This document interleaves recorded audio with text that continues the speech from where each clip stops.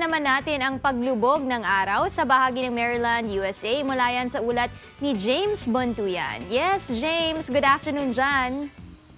Or good evening. Morning mga kasangbahay.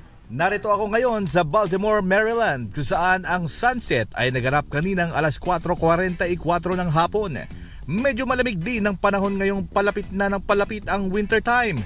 Sa ngayon, ang temperatura ay nasa 9 degrees Celsius at nakatakda pang maging mas malamig habang papalapit ang 10 oras ng gabi. Bisitahin natin ngayon ang Elk Ridge Furnace Inn.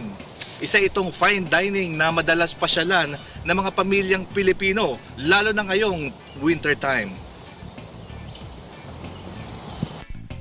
Binubuo ito ng 3 professionally decorated floors na may kasamang covered porches na overlooking sa magarang hardin at Patapsco River.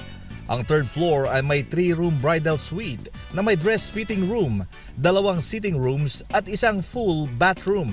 Nakapukod naman ang groom's room sa ikalawang palapag kung saan meron itong private patio at private staircase patungo sa bar. Mababakas din sa inn ang mga antik na dingding at kisame, tanda ng mahabang kasaysayan ng gusali.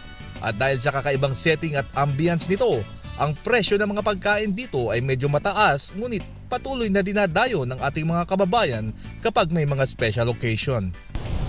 At sa pagkakataong ito ay meron tayong kababayan na gustong bumati sa kanyang mga kamag-anak at mahal sa buhay dyan sa Pilipinas. Narito po si Lydia Quijogue. Hello, magandang umaga sa inyong lahat yan sa Pilipinas. Ako'y nandito sa Baltimore, Maryland. Kamusta po kayong lahat dyan?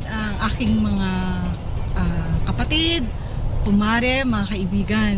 So, nakikirami po ako sa aking kumaring si Maring Rose Rivera Yamio na namayapa na kanyang nanay. Mamimiss ko pa ang nanay mo pagdating ko dyan sa Pilipinas po.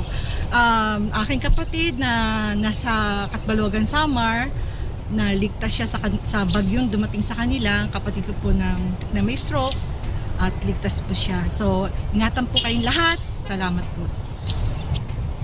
At maraming salamat po, Ma'am Lydia. At mula dito sa Baltimore, Maryland, James Bontuyan para sa Good Morning Kuya, connecting Pinoys around the world. Balik sa inyo dyan sa studio. Maraming salamat sa iyo, James Bontuyan, live na nag-uulat mula dyan sa Baltimore, Maryland. At hello sa ating mga kababayang Filipinos dyan sa USA.